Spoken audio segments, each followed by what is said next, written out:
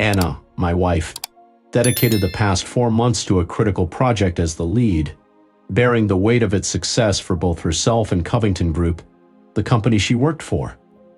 The project held the potential to determine the future of the company, and Anna's bachelor's degree from Albright and MBA from Wharton showcased her intelligence and capability.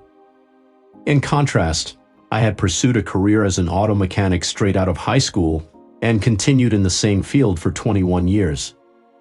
Despite the difference in our career paths, I found fulfillment in my work, which provided enough income to support Anna through her education and raise our 2 children. Our early years together were challenging, marked by financial strain and living with my parents, who had the space in their home following the departure of some of my siblings. We had access to childcare support as Anna pursued her college degree over 6 years, due to 2 pregnancies. Despite the extended timeline, Anna successfully completed her 4-year degree while I maintained steady employment and took on extra hours as needed. Following Anna's graduation from Wharton, we secured our own living space. Despite receiving offers from various large firms that required relocation, Anna chose to work at Covington Group to remain close to home. This decision not only brought in a good income but also provided her with opportunities for advancement within the company. Dedicated and hardworking, Anna was preparing for a significant presentation at a prominent Philadelphia hotel. I took some time off work to assist her, mainly by preparing meals. Although I didn't fully grasp the details of her job, I was glad to support her in any way possible. Corporate business never really caught my interest. Visitors from Europe, Asia, and South America frequented the company, with their travel expenses covered and luxurious accommodations provided at a recent upscale hotel. Anna had mentioned that the company seemed to be overestimating its finances, leading to concerns about the extravagant spending. Her upcoming presentation was crucial for her, the company, and the more than 200 employees who relied on its success. Everything appeared to be proceeding smoothly until Tuesday evening when Anna returned home in a new gray suit and white blouse. Despite her relaxed demeanor, she demonstrated extreme attention to detail when it came to work. While I found it unnecessary for her to lay out her fancy underwear, I chose to remain silent. Along with her presentation suit, she also prepared a few cocktail dresses for the social events associated with the conference. I typically avoided such events, but I felt compelled to accompany her if she wanted me to. Despite my offer, she kindly declined, saying it wasn't necessary. Before leaving work, Anna meticulously packed all the materials and equipment she needed into the trunk of her Volvo. She drove herself to ensure everything was in optimal condition. With all of Wednesday to prepare and socialize with her guests in the evening, Anna's skills were so impressive that I thought it best to stay out of her way. By Wednesday night, she had completed all her final checks and was ready to relax. All she needed was a hot shower and a restful night's sleep. However, I made a mistake. While she was in the shower, I started organizing her belongings on the bed with the intention of helping, but it resulted in unintended trouble. As I rearranged things, a small white envelope slipped out of her makeup bag. It was from a different drugstore than our usual one. Inside the envelope I found 10 pills with unclear instructions in Anna's name. The directions suggested taking 1 pill, with a second one 12 hours later if needed. I suspected the medication was for anxiety or nerves, but I wanted to learn more before discussing it with Anna. Admitting to snooping through her things was a dilemma I wished to avoid. As Anna finished her shower, I discreetly put the prescription back. That night, I searched online for information about the medication, starting with PR. Thoughts consumed me as I lay awake, puzzled why Anna had a prescription for the morning after pill given my vasectomy years ago. The next morning, unrested, I went for a walk to clear my mind, feeling anxious about returning home and facing the situation there. Our son, Josh, had enlisted in the Navy after graduating from high school and was in his first year stationed in San Diego. Our daughter Elaine had married her childhood sweetheart the previous year and had recently moved to Dallas. With just Anna and me at home now, I missed the kids but looked forward to growing old with Anna, the only woman I had ever been interested in. However, it felt like everything was falling apart. If Anna was having an affair, she was hiding it well. I trusted her completely and never felt the need to check up on her emails or phone calls. While I didn't know much about her work or activities outside of the home, I trusted her when I was with her. Anna was in the kitchen when I arrived home, and she greeted me with a question about wanting eggs. I declined and just asked for coffee, not in the mood for conversation. Anna noticed my demeanor and asked what was wrong. In response, I mentioned that I would be away for 3 days and offered for her to come along, although warning that she might find it boring.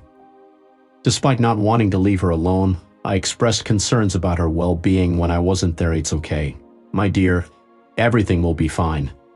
I won't be out of the hotel most of the time. Today, I'll be busy setting up the conference room and meeting potential clients in the evening. Tomorrow, I'll be swamped with work and might not even have time to take a break. I'll be back home early on Friday, and I promise we'll have a fantastic weekend together, if you catch my drift. I understand your concerns, but remember, I truly appreciate all that you do. You're a wonderful husband, father, and provider. I have the utmost respect for your hard work and dedication. Let's not worry unnecessarily. I'm grateful for your support. I just finished my coffee as she began clearing the table. Should I give you a call later? No, it's best not to disturb you. I'll have my phone off and we'll switch off the room phone for the night so I can get some rest. I'll check in with you as soon as I can. Every opportunity I had, I assisted her in loading the car, and she exhibited the same meticulousness she applied to everything else. It would take her approximately 3 hours to reach the recent hotel. I watched her depart from the porch, refraining from bringing up the topic of the pills. Throughout the remainder of the morning, I lingered on the porch, experiencing a level of worry I had never felt before. I felt insignificant, out of my depth, and overwhelmed. I, a small-town man with a modest job, was paired with this accomplished and influential woman. It felt like an imbalance, and I couldn't help but question whether I should have acknowledged it earlier. I felt foolish. My best outfit consisted of a blue blazer and a pair of pants, complemented by a few ties that were a decade out of style. Just as I finished dressing, the landline rang. "Hey, sweetheart. I just wanted to inform you that I have arrived. Everything went smoothly during the drive, and the traffic wasn't too busy. I'll call you later tonight. I'm staying in room 714. If you need to contact me, you can reach me on my cell." He responded with "Okay, love you," before hearing the click of the phone. Instead of heading straight to the recent hotel in Philly, I stopped to grab a steak and cheese, anticipating a long night ahead. Uncertain of what to do next, I parked in the hotel garage and sat in contemplation. Eventually, my cell phone rang and the call directed me to go downstairs where everything had been settled. After ensuring I had everything I needed, the conversation ended abruptly as she turned her phone off. As I sat in the hotel lobby, observing the bustling restaurant and conference rooms, I blended in without drawing much attention. As I surveyed the layout of the hotel rooms and wandered around, stopping to look at the crowd, I had no idea what I'd do if Anna saw me. I'd find out when the time came. I found an event board listing all the rooms being used by the various groups. Covington Group didn't have any rooms reserved for Wednesday night, which struck me as odd. Anna had said she wouldn't leave the hotel, but now I wasn't so sure. There were 3 dining rooms: family, casual, and fine dining. Anna wasn't one for dining with kids, so I went to the casual room first. It only took 5 minutes to confirm she wasn't there. I had better luck in the gourmet lounge. It was a cozy booth tucked in the corner, perfect for private meetings. Anna was wearing a black cocktail dress with a plunging neckline and pearls. She looked elegant, and her companion seemed to appreciate it. I recognized a few of the people Anna worked with, but this man wasn't one of them. He looked familiar, but I couldn't place him. The lounge wasn't. The room was bustling with people, yet there were several vacant seats, allowing me to walk through easily. The tables were adorned with small glass candle holders, and I extinguished mine, explaining to the waiter that it was bothering my glaucoma. I ordered my usual chicken dish and began to relax. The waiter refilled my coffee for the 3rd time before I politely requested him to stop. Pointing to the man seated across from me, I asked the waiter if he knew who he was. "That's Louis Grant," the waiter replied. "He's a prominent member of the town meeting and is contemplating a run for Congress in the near future." I noted the striking woman accompanying Lewis and inquired if she was his wife. The waiter informed me it was their first meeting, hinting that Lewis often reserved that table for special companions. I smiled and requested the bill. Anna's behavior towards Lewis was unprecedented in my observation of her interactions with men. She seemed completely engrossed in his every word, giving him her full attention. While their conversation seemed appropriate, there was an undeniable romantic or intimate undertone to it. As I left, they appeared to be engrossed in their second round of conversations, a bottle of wine. It suddenly dawned on me why she had packed that fancy lingerie. I settled into a discreet corner of the lobby, out of sight. 10 minutes later, they emerged from the restaurant, Anna clasping his hand as they crossed the lobby towards the elevator. I monitored the floor indicators of the elevator attentively. Upon reaching the third floor, a sense of relief washed over me. She hadn't taken him to her room. However, when the elevator bypassed the 7th floor, my heart sank. She must have gone to his room, just in case my assumption was incorrect. I lingered in the lobby, keeping a close eye on the elevator for an hour. People came and went, but Anna did not resurface. Retrieving my empty suitcase from the car, I proceeded to the front desk. Despite being able to confirm my identity as her husband, obtaining a key card proved unexpectedly challenging. After a fruitless attempt to reach the room via phone call, they'd finally relented.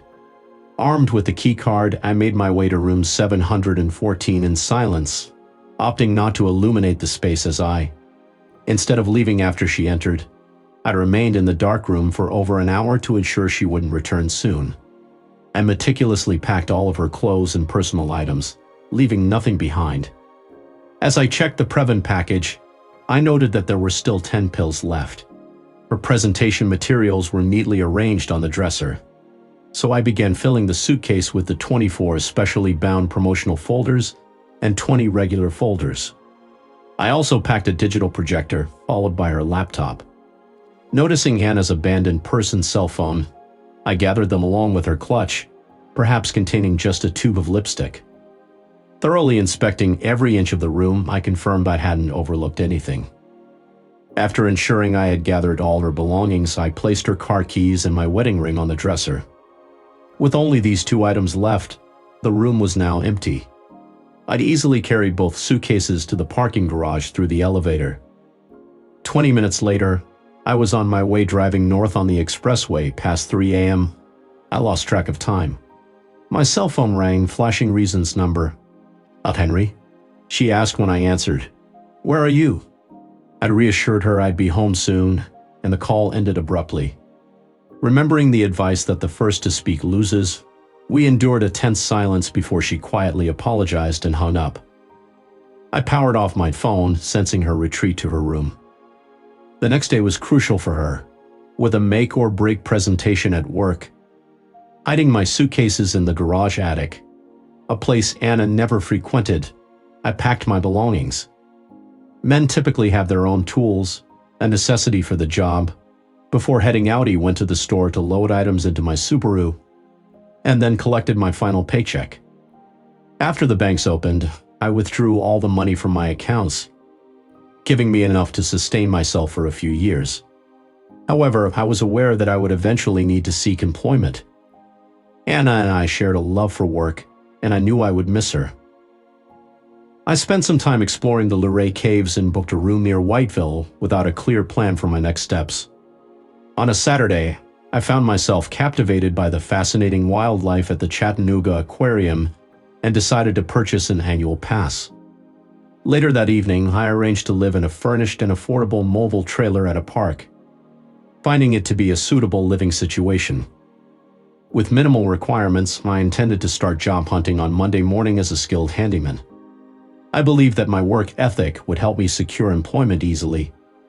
In the meantime, I planned to maintain a low profile until I needed to renew my driver's license or vehicle tags, deal with those when the time came. On Sunday afternoon, I called Elaine. I felt like I should let her know what was going on, but it turned out Anna had already told her. She was straightforward with Elaine about what happened. She told her she cheated. I found out I left and she lost her job. I felt bad that she lost her job, but that was the price she had to pay. I asked Elaine to update Josh the next time she spoke to him, and I also mentioned that I'd check in about once a month to see how things were going. I didn't tell her where I was. By noon the following day, I had a job. It was just a short walk from the trailer park to the Waffle House, right in the middle of the route. What more could a man want? I don't know how they handled the paperwork, but they were paying me $20 an hour with no questions asked. I was content and they were happy. I didn't even need to dip into the money I'd brought with me. About 2 months later, Elaine told me that Anna had moved out and was now living. Elaine, living with her parents, was glad to hear that I was settled and doing well. Josh, a caller from San Diego who worked as an avionics technician on an aircraft carrier, informed me that he was going on a cruise. Despite his attempts to explain his job, which I found too technical to grasp, I appreciated his effort. Both Elaine and Josh were careful not to speak negatively about their mother, for which I was grateful. Life fell into a routine, with me staying in touch with Elaine weekly and exchanging emails with Josh regularly. Elaine mentioned speaking to Anna, but she didn't provide much detail about Anna's whereabouts or activities. Divorce proceedings were never initiated by either Anna or me. I obtained a Tennessee driver's license and updated the tags on the Subaru. I started frequenting a local bar a couple of times per month and casually engaged with 2 girls who were not seeking commitments. Aligning with my own preferences, life was good back in the day, and Anna eventually faded from my thoughts. The Subaru, pushing past 200,000 miles, began giving me troubles. It struck me while sipping a beer that nearly 5 years had gone by since I left. I had stayed in touch with my children, with Elaine now raising 2 kids of her own and inviting me to visit. Josh came close to marriage once but called it off last minute. I worked hard 6 days a week, reserving Sundays for recovery. So it seemed odd when someone rudely knocked on my trailer door at 8:00 a.m. on a Friday morning. The woman at the door seemed taken aback by my half-naked appearance in boxer shorts, while her companion didn't seem fazed. I would put on pants if I knew we were expecting such pleasant guests. I grumbled, "I'm sorry. I don't recognize you. I'm Andrew Walker, and this is my wife, Tessa. We have a problem and we're hoping you can assist us," I explained as they sought out Henry Clay. "Apologies, but I don't conduct work in the nighttime. If you need car repairs, you'll have to visit a shop," I informed them, which led to some puzzled expressions. Their response clarified that it wasn't related to my occupation, but rather a personal matter. They'd requested to come inside. The interior of my trailer was unkempt since I rarely had visitors and wasn't big on cleaning. I gestured for them to enter. "Please make yourselves comfortable." "Let me just grab my pants," I said while leaving the bedroom door ajar to show hospitality, then hastily threw on a shirt. "Would you like some coffee?" "It won't take long," I offered, clearing some space on the couch for them to sit. There was no immediate response to the coffee query. They proceeded to explain their predicament. "We have a 4-year-old adopted daughter who requires a bone marrow transplant. We're seeking your help and are prepared to compensate you for your assistance. 1. The data was corrupted. 2. Purchase my bone marrow. 3. I inquired with an air of superiority, but the seriousness of their response caught me off guard. 4. This group faced a genuine dilemma. 5. I'd apologize for the interruption. Please, go on. 6. The most viable option for securing a donor lies with family, and you are our greatest prospect. 7. My intention wasn't to be flippant, but I found it difficult to suppress. 8. It seems there may have been a mix-up. 9. What is the birth date of your daughter? 10. She will turn 5 in July. 11. Tessa Walker broke her silence and spoke for the first time. 12. Her tone conveyed genuine emotion. 13. Regrettably, I must deliver unwelcome news. I underwent a vasectomy 15 years ago, making it impossible for me to be her biological father. 14. How come your name was listed on the birth certificate? 15. I do not have an answer for that. It might be best to reach out to her mother. 16.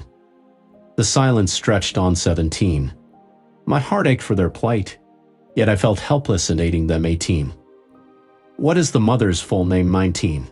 Annalise Clay. 20. I was frozen in shock. 21. Words failed me. 22. Perhaps I should never have accepted those pills from her all those years ago. If I hadn't, these individuals wouldn't be facing this uncertain situation with a daughter Noe had believed that I had laid to rest all the pain. But now it was resurfacing. Memories of my late wife and that detestable Philadelphia politician came creeping back. Just when I had thought I had moved on, it returned. I muttered a curse under my breath. I realize now that I acted rudely and insensitively. I will do my best to assist you. Firstly, why isn't Anna eligible to be a donor? It's due to medical reasons. She is too unwell. Too unwell? What is her condition? She is suffering from liver failure and is not deemed a candidate for transplantation.